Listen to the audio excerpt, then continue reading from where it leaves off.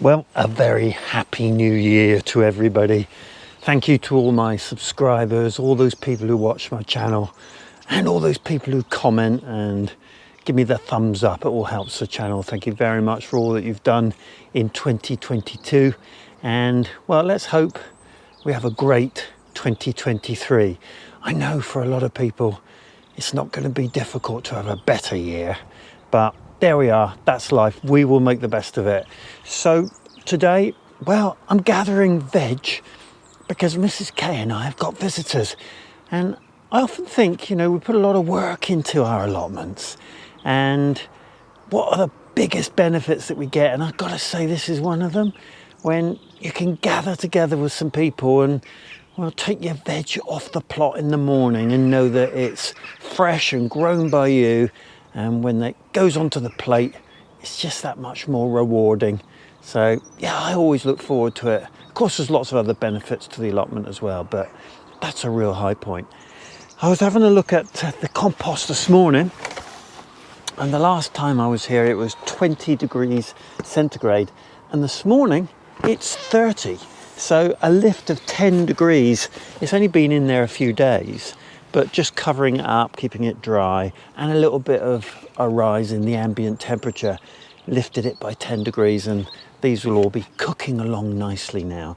And the next load that I get will probably take the height to the top of these, and that's ideal, absolutely perfect to have sort of a square meter of manure cooking all at once, and the heat really starts to rise then.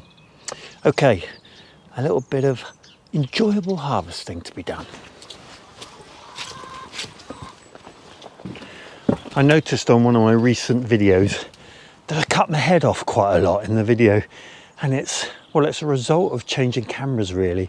You get so used to a camera and then it almost becomes invisible to you because you know how wide the view is, and this camera is a little bit different from my other one, and I'm pleased to say I've had an indication that my camera's being repaired. It's currently in the Netherlands and shouldn't be too long before I get it back. I will be grateful for that. Right, these are probably one of the high points of my growing this year, and I've never been able to grow sprouts particularly successfully, but these have been fantastic. And as I record in one of my recent videos, they are brilliant F1, and wow, I do wax lyrical about real seeds, but there are a few F1 seeds that I really enjoy, and I don't say that you should have all one or all the other. A good balance is my view, but I know that one or two people highlighted to me that there's some great F1 vegetables, and there certainly are. So I'm going to just clear these up a bit. I've brought in the heavy duty equipment just to cut the root off, and then this will be the most successful sprouts I've ever grown. Right, I'll bring you back when I'm sorted.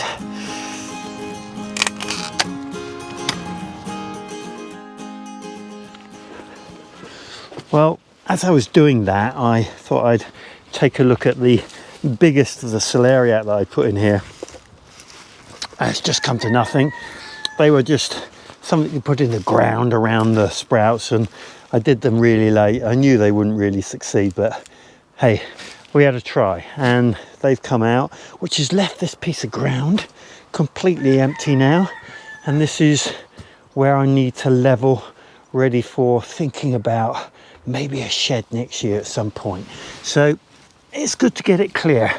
Right, well, the sprouts, they've certainly taken a bit of a hit with that really cold weather. One or two of the outer leaves on them have gone a bit brown, but they'll come off really quickly and there'll be lovely firm sprouts inside. So they're a really good grow this year. Really pleased with them. Brilliant F1, brilliant sprouts. I have to chuckle. This is about the third take I've done because people keep shouting over the fence, talking to me, which is lovely. But yeah, I'm having a go at the parsnips here, and well, the parsnips, they're not really brilliant. I never grow fantastic parsnips. This is not bad. You know, you get a good meal out of it, but I sort of have ambitions to grow something longer and thicker, and well, I'm going to try something different in these beds next year and see if I can improve upon it, because this soil is just too rich. And I just think that, well, I think in the compost, I don't know whether it attracts more insects, but I get a little bit of damage on them. So I'm hoping that a low nutrient sort of approach is going to result in a better parsnip. Right, I think that's those. I think I've got 4 left. And because they're not huge, I think I'm going to take them all out. We'll see what they're like. There we are. It heard me. It thought it would deliver a bigger parsnip. And there we go. That's not a bad one. Still branched, but nonetheless, a good meal out of that. And there's still quite a lot of leaf on this one. A lot of the leaf has died back to almost nothing now, and it's very hard to find them. Well, this one's got a lot of mush on it, and that'll take a lot of preparation to get through to a decent part of the parsnip, but we'll see how we get on with it. Right, 2 more to go, and then parsnips are out for the season, and I'll put a bit more compost on here. Oh yes, that's a nice one. Good solid head on that. Plenty of food. And 1 more to go. Fingers crossed. Last parsnip of 2022 coming out of the ground. And it's not bad. Right, okay. Parsnips done. I need to clean those up before I take them back, just to save on the kitchen getting any messier than it needs to be while we're preparing. Okay. Next up is Swede. And what an interesting year it's been with Swede. I set out to grow smaller Swede by growing them closer together, and that's exactly what I got. So I really can't complain. And there we are. That's a mighty fine Swede. And I've got plenty here. They're going to last me right through winter without any shadow of a doubt. In fact, we're going to have to eat a lot more Swede, I think, to get through them. But hey, that's what happens. There is some surface damage on these, but it cuts out real easy. And as I said, they're a little bit tougher from being closer together and smaller. So ambitions next year to grow bigger Swede, but they'll do just fine.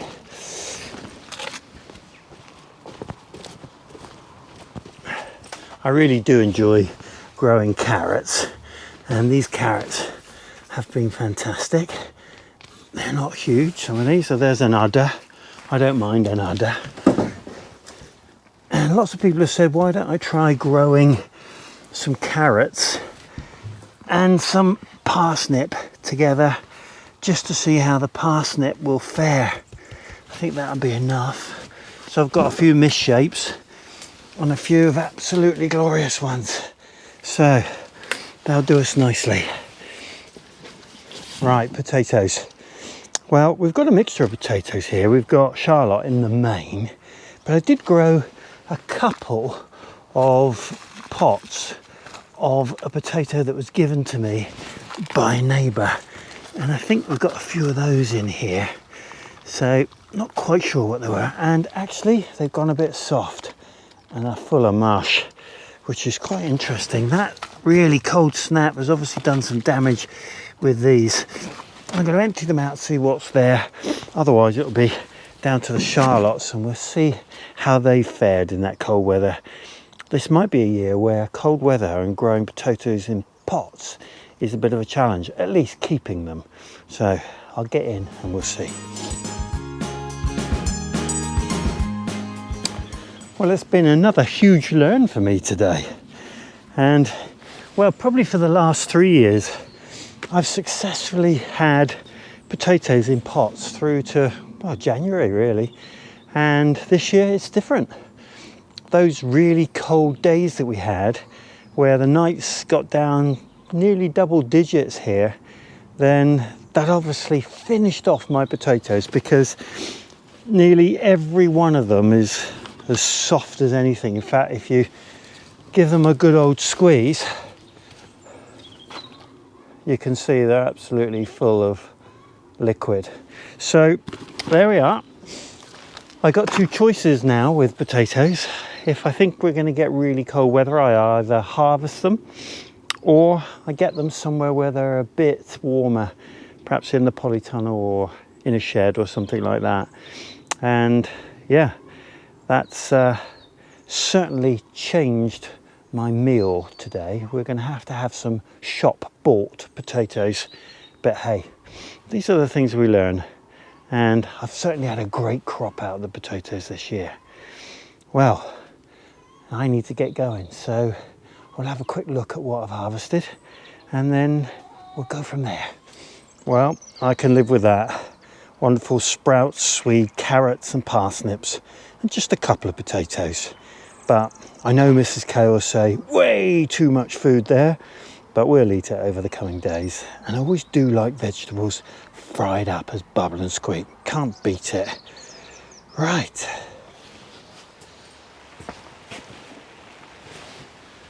Well, the good news is I've heard that my #1 camera has arrived in the Netherlands and is awaiting payment for a repair, so I've paid, and hopefully won't be too long before it's sorted out, sent across the seas and comes back to the UK. I'm looking forward to that because, well, this camera's been a bit of a challenge. We've got by, but it's certainly not easy to move around with, making you feel incredibly seasick. So you might have gathered in the background there's quite a lot of rain noise, and it's pouring down today, and it's pretty much scheduled to rain every day for the next week. So I've been sort of thinking about what to do.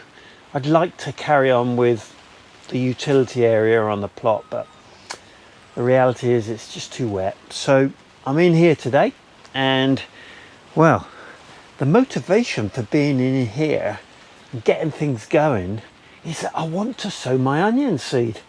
Any day now, it's, you know, January, so why not? Let's get some of the seed in. And with the onion, I know that I've been successful growing it in the polytunnel without any problem at all. And this year I'm going to focus really closely on quantity and how I go about sowing. So it'd be very, very interesting. But before I can do any of that, I've got to get this layout right. Let me show you what I've got to deal with. So along this side at the moment, well, I've just been, you know, reasonably neatly dumping things, and I've done a bit of tidying up, got that bench in, and well, there's quite a lot here. And any of you who live in the UK will be familiar with Doctor Who and how he has a TARDIS, a telephone box, which he seems to be able to get anything in, or she does. It's been male and female Doctor Who's in recent times. And this polytunnel needs to be a TARDIS. I need to get everything from the shed, or most of it, into here. And what I'm thinking is try and do this once. So I want to move this bench with its supports over to this side, and then use this side with the bench on top as a seed growing area. And then that will ultimately result in this bed being empty and able to be used for growing. So this year I'm going to have pretty much just this side growing, maybe a few things on top of the seed bench on the other side.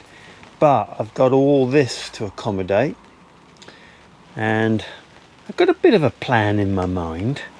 I've got to take the bench out of the shed, and I'm thinking I might be able to get that down behind my carrot bed.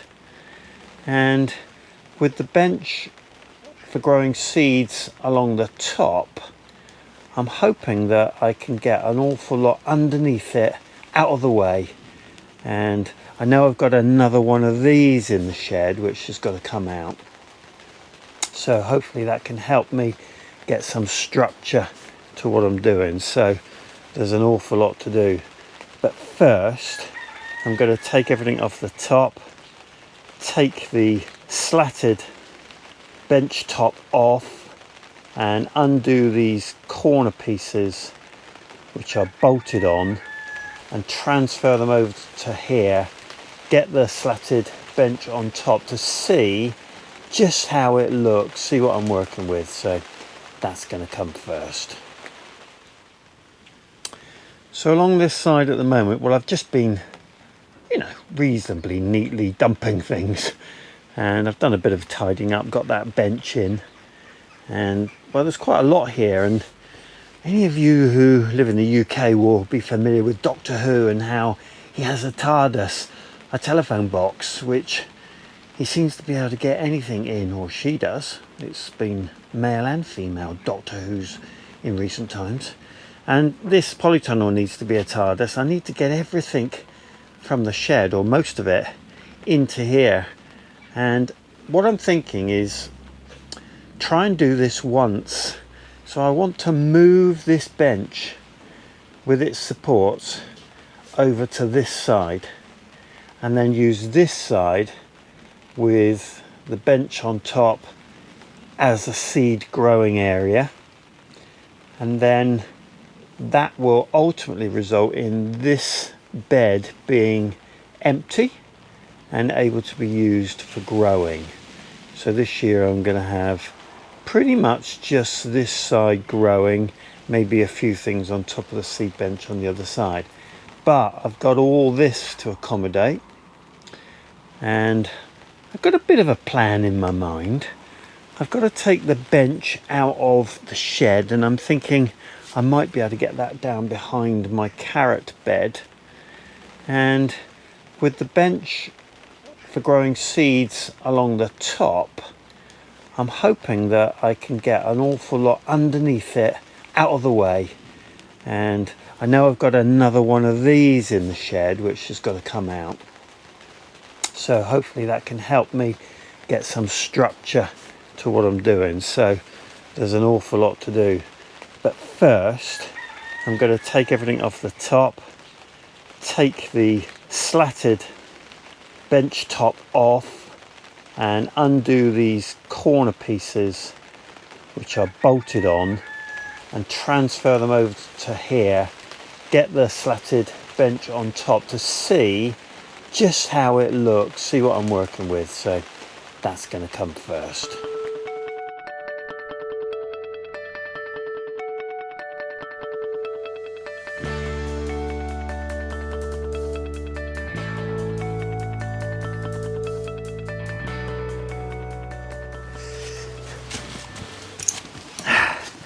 Right, well, I've got 2 pairs of these because originally it was my plan to have a bench both sides, but I soon found that covering it like this and having pots in here was my favourite growing method. So I've got one of these pairs over in the shed, but what I did do is put the brackets in at the beginning so they're over here, which enables me to switch easily from one side to the other. So we've got a bit of a slope on this polytunnel, as you know, or a slope on the ground. So I'm going to have to raise one end and get it reasonably flat. I can adjust that with the level in good time, but I do it by eye for now. So the next job is to get these in and support it underneath, because these poles will go through the membrane unless I put something under.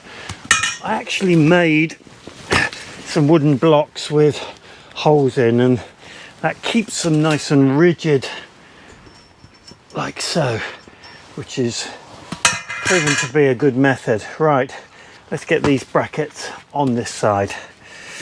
Drop my nut.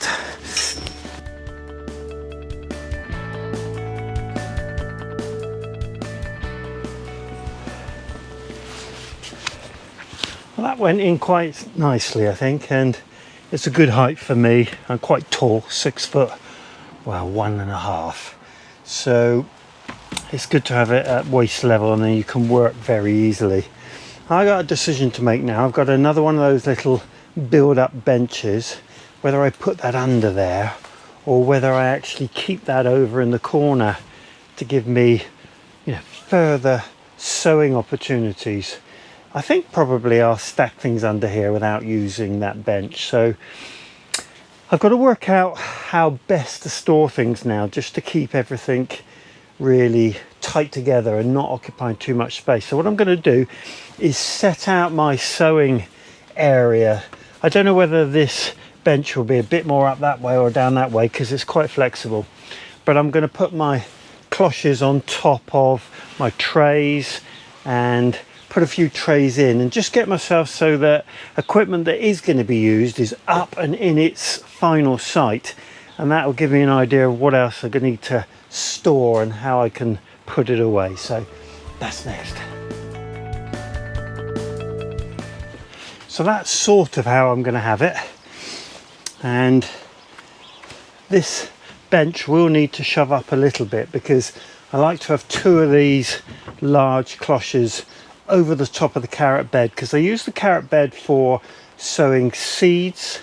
I put the trays on top of the soil. The carrots come much later in the season, so I'm able to use it as a sowing area that's enclosed, so they need to be easily on there and it needs to move forward a couple of inches. And certainly in the early growing season, growing things like onions, it's about trying to keep it as warm as possible, and having cloches on top of trays, and even cloches on top of the trays with these on top of that, tends to help the germination. So that's the way forward. So I'm going to feed up now all the trays that I think I'm going to use, probably move a couple of things underneath so I can shufty this up before it gets too heavy, and then I'll be pretty much set up here. Although I think I'm going to pull the last couple of carrots and lay that out too, so that I really am at the point where everything that's going to be in use is in its place.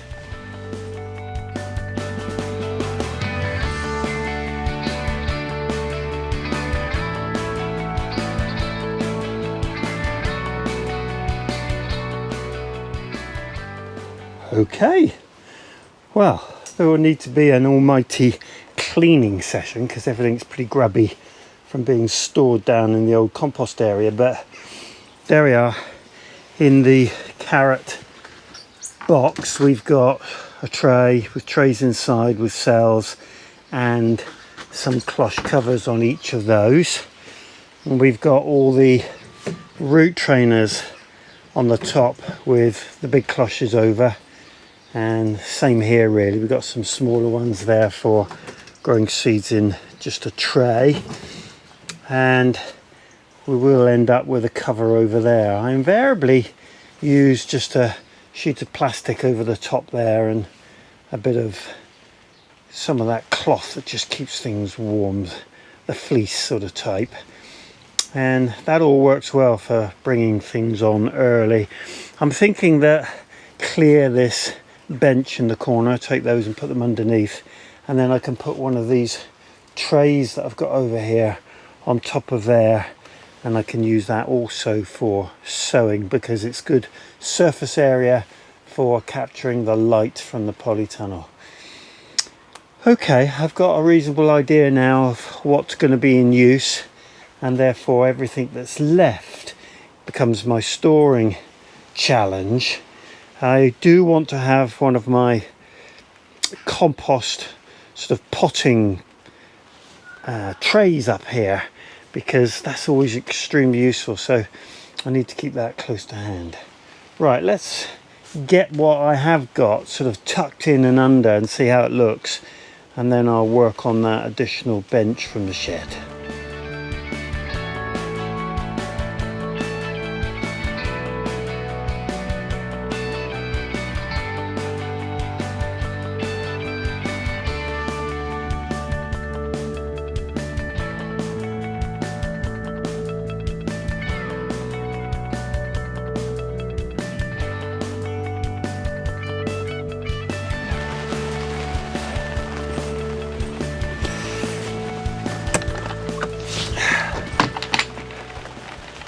Well, I was waiting for a rainy day and they came along thick and fast.